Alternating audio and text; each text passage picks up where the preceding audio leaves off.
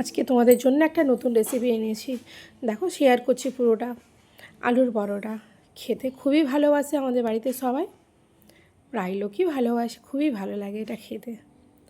যখন কিছু রান্নার থাকে না, ঝটপট করে আলুর পরোটা রেসিপিটা করে নিই আমি। আলু সেদ্ধ করে সব কিছু মশলা আছে ওখানে, কাঁচা পেঁয়াজ, ধনেপাতা। আমি ধনেপাতাটা খেতে একটু বেশি ভালোবাসি, তুমি অপশনাল, তোমরা যদি না পছন্দ করো নাও দিতে পারো। ধনেপাতা দিলাম, কাঁচা পেঁয়াজ দিলাম। আর এটা আমার সিক্রেট মশলা, সিক্রেট বলা মানে বাড়ির তৈরি মশলা আছে, জিরা ধনে আছে, একটু ম্যাজিক মশলা আছে।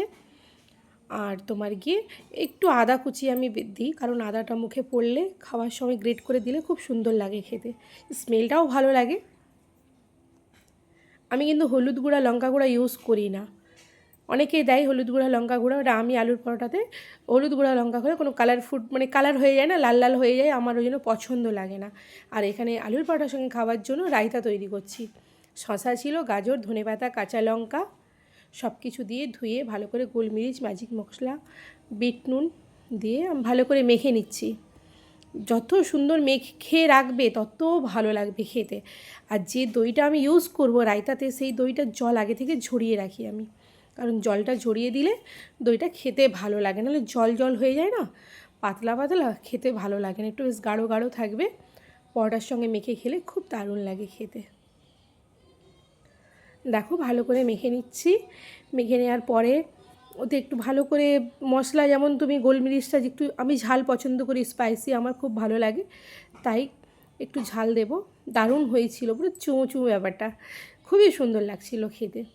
তোমরা ট্রাই করে দেখতে পারো। এবার আমি উপর থেকে একটু গোলমরিচ আর একটু ম্যাগি মশলা দিয়ে দেবো। দেওয়ার পরে এটা ফ্রিজে রেখে দেবো 1 ঘন্টার মতো, কারণ ঠান্ডা ঠান্ডা হয়ে গেলে গরম গরম আলু পরোটার সঙ্গে ঠান্ডা ঠান্ডা রায়তাও দারুণ, খুব ভালো কম্বো না।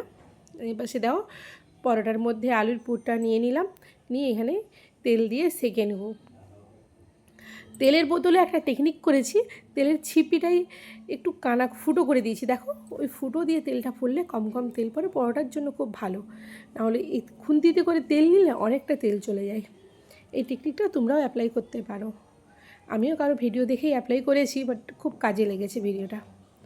দেখো, খুব সুন্দর লাল লাল হয়ে গেছে। এবার সব করলাম বাড়িতে।